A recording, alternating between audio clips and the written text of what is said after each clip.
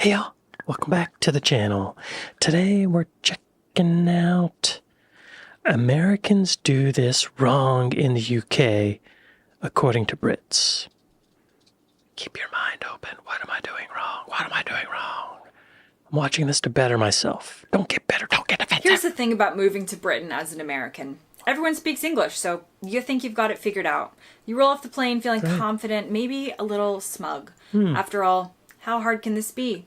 Same language, similar cultures, this is going to be easy. This is going to be easy. I've been living here as an American for years, and I've made every embarrassing mistake in the book. I've committed cultural crimes that still make me cringe when I think about them. So consider this your survival guide. 9 mistakes that will instantly mark you as a clueless American and how to avoid them. Number 1. Okay. I guess I don't mind being seen as a clueless American. That's his whole channel.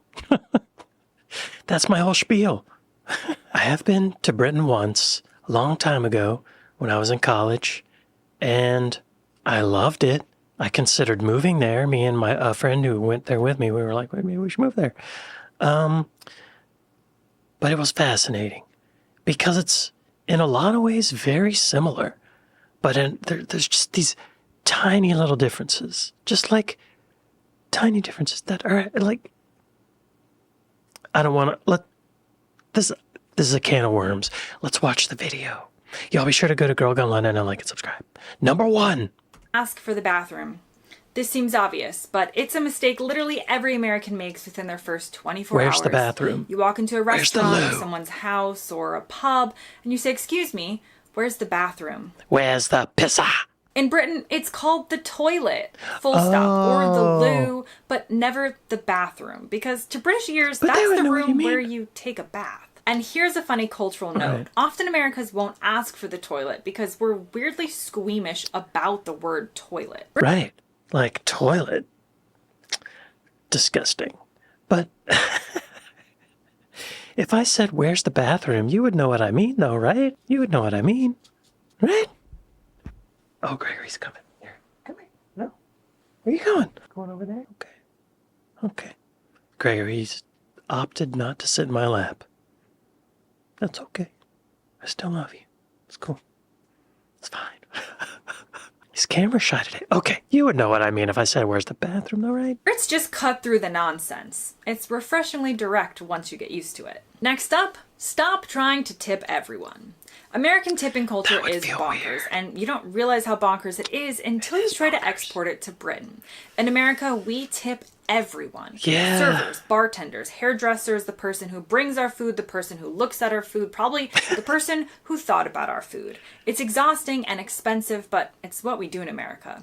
Yeah. In Britain, tipping is more selective and subtle. You tip restaurant servers if the service was good, usually 10 to 12% if the service charge isn't already baked in. Wow. Not the American standard of basically 25% now. Yeah. In Britain, you round up taxi fares. You might tip hairdressers, you might not, but you don't tip bartenders for pulling a pint, and you definitely don't tip shop clerks or coffee baristas. Thing is, British service workers are paid actual wages, not the sub-minimum wage that American servers rely on tips to supplement. When you over-tip, it's just weird. Number 3. Oh, before she gets to that. Yeah. Our tipping culture is wild. If I don't do it, I feel guilty. It would be nice not to have to tip. It would be nice for tax to be included on the advertised price as well. Just so you know that what you see is what you're paying for. Right? Or what you see is what you pay. That's what I meant. Although, you know, the tip is still technically optional. You don't have to tip. You don't have to. If you're willing to stand up by your convictions and, "I'm not tipping, this was horrible service." But that's so rare.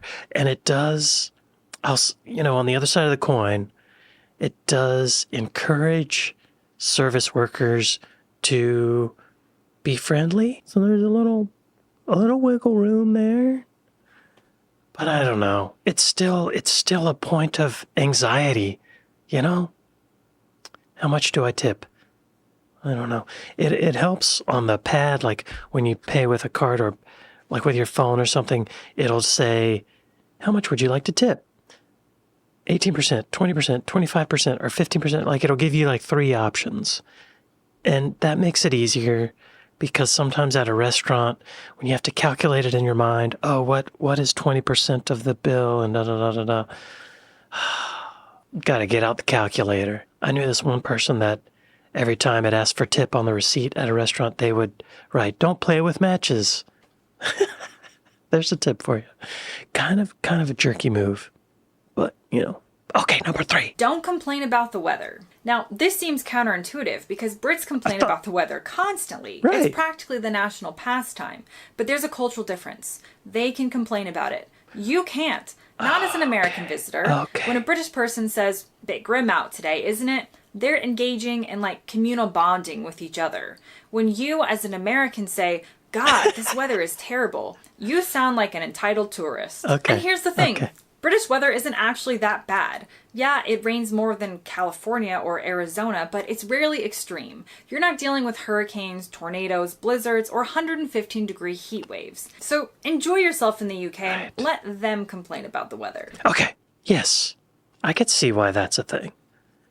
It's like when you complain to your friend about one of your parents, you have a little argument with your mom or something. So you complain about it. But if they complain about your mom, it's like offensive. Like, how dare you? We're going to fight. But I just went to Flagstaff, Arizona, which I love. I love Flagstaff, Arizona, y'all. It's a beautiful little town.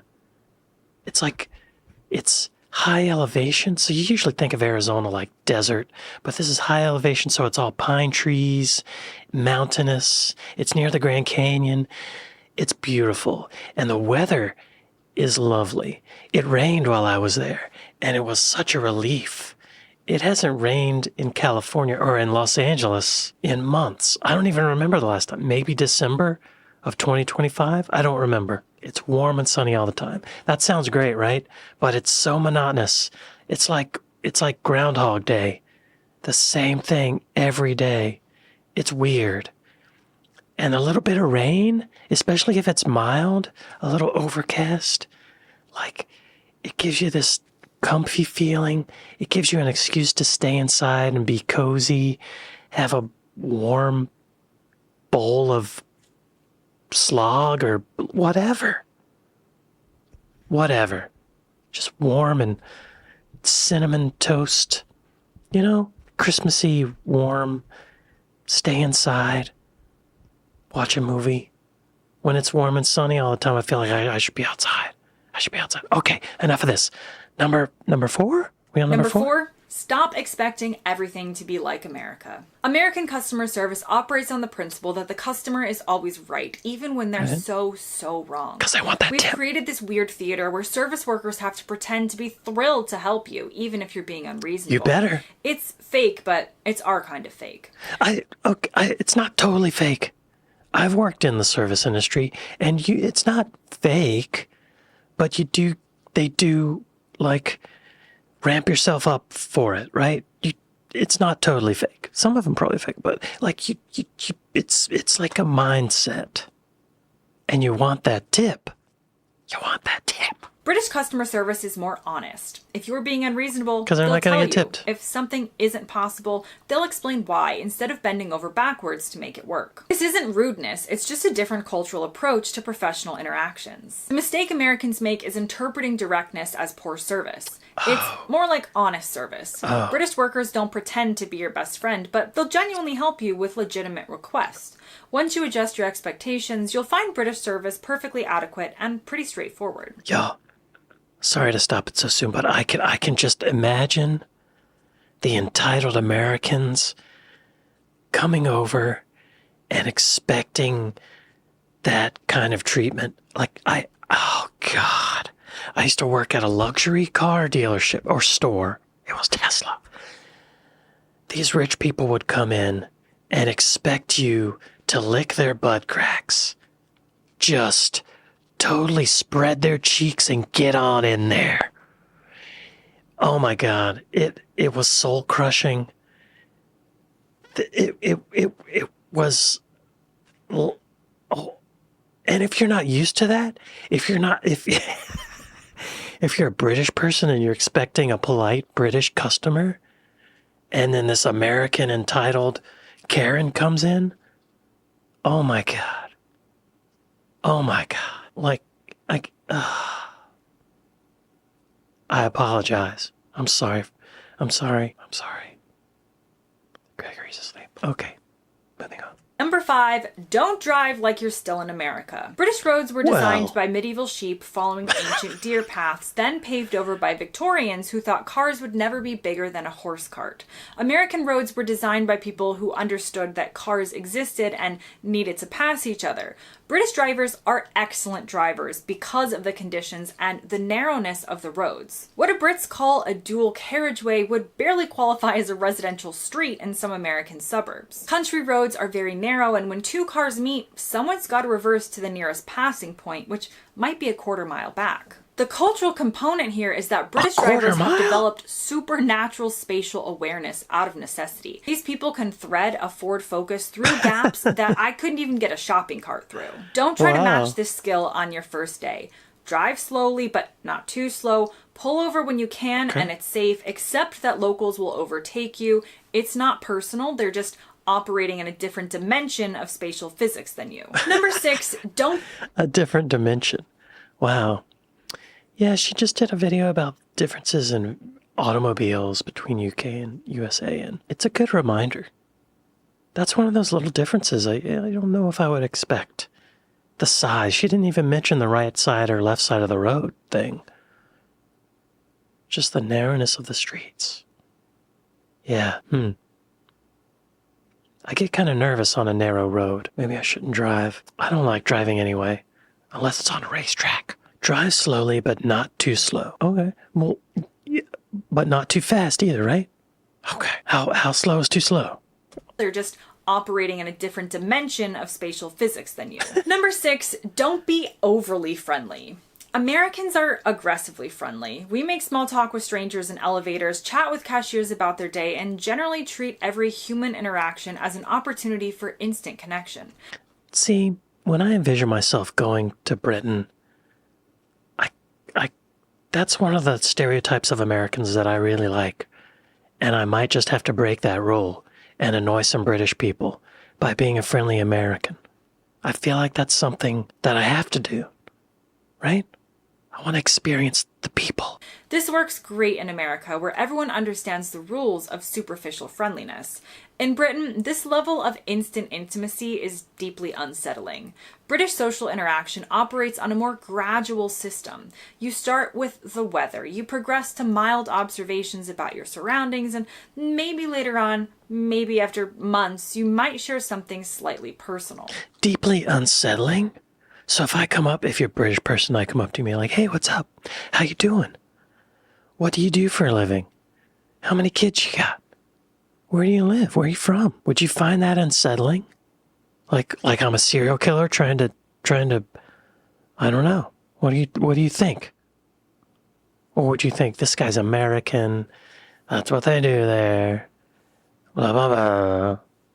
I saw another video saying that Americans do this approaching strangers thing because if we're talking, I know I'm safe. But in other parts of the world, if you're quiet, you know you're safe. So it's like a different dimension, as she said. But the mistake is thinking that British reserve equals unfriendliness. It doesn't. Brits are perfectly friendly once you understand the social protocols. Respect the boundaries and don't be so aggressively smiley, and you'll find them perfectly warm and welcoming. No, I'm gonna aggressively smile, yeah. Ignore the boundaries, and especially in the South, you might be filed under slightly unhinged American tourist. That's fine. I'm slightly unhinged American in general. So. Number 7. Don't ignore pub etiquette. Americans think we understand pubs because we have pubs in America. No, we don't have pubs. We have restaurants that serve beer and call themselves pubs. Real British pubs operate on a completely different social system that has rules and unwritten codes. First rule, you order at the bar. There's no table service unless it's like a gastropub and a restaurant, but mostly you order your drinks and food at the bar. That's not too weird. I've heard this before, and we do have restaurants in America where you order up at the thing, and you get your stuff there, and then you take it to a table. That's not too weird. And I have mentioned on this channel a few times where whenever I did go to Britain the one time before when I was in college, I went with like 7 to 10 friends, fellow dudes. We were all wearing baseball caps. We were in this little town called Egham. We walk into this one pub, and everyone turns at us and looks like we felt very unwelcome. And apparently, I forgot the term for it, but that's the pub where all the regulars go. And the seats we sat in were probably someone's regular seat. You know what I mean? It was not meant for outsiders. We left that place and went to another place called The Eclipse in Egham, and it was totally friendly and open to us being there, and we had a great time. We were there almost every night. Anyway, I get it. Second rule is when it's your turn to buy a round, you buy a round for everyone in your group. No splitting, no individual orders. You're in the round system now, and the round system is sacred. And last on my list is don't take yourself too seriously. This might be the most important one. I don't have to worry about that. But the round thing, I've heard in the comments people say it's not that strict. I was worried that, if I'm with like 10 people, that's 10 drinks. Y'all won, and I'm in another world. I can't like 2 or 3, and I shouldn't have more than that. 6, I'm on the ground. 8, I'm passed out. 10, I'm at the hospital. I need to make sure I buy the first round, and then I exit politely and just accept the fact that I just paid for 10 drinks, right? American culture celebrates confidence, achievements, and talking about your successes. We're taught to sell ourselves, highlight our accomplishments, and present our best face to the world. This is deeply uncomfortable to British sensibilities. British culture values self-deprecation, the ability to mock yourself, downplay your achievements, and find humor in your failures. It's not just appreciated, it's essential for social acceptance. I think that's what resonates with me about British people is that I feel really uncomfortable selling myself. I feel much more comfortable being self-deprecating, making fun of myself, making myself the butt of the joke. That's where I live. That's where I feel comfortable. And I think it's funnier. And it grosses me out when people sell themselves and it's just gross. I don't like it. I think that's what it comes down to. Talking about your successes without immediately undercutting them with humor makes you sound arrogant. Taking yourself too seriously just makes you sound very American. Learn to lean into this and to make jokes about yourself and to not approach everything with such intensity, and you'll fit right in. Thanks as always for watching. Hope you guys enjoyed this video, and I'll see you next time. Instead of saying I'm the say I'm a piece of It's simple as that. It's just a frame of mind. This was great. This was a great reminder. Y'all be sure to go to Grog on London. I like to thank my patrons. I'd like to thank my Bobby. I got 5 folks. Thank you for watching this. And maybe give me a like and subscribe. I'm trying to remember to ask. That's part of the self-deprecating thing too. The self-promotion thing. I don't like to do it. But I'm trying to do it. Please subscribe to JJLA Reacts and hit that like button. Turn on notifications.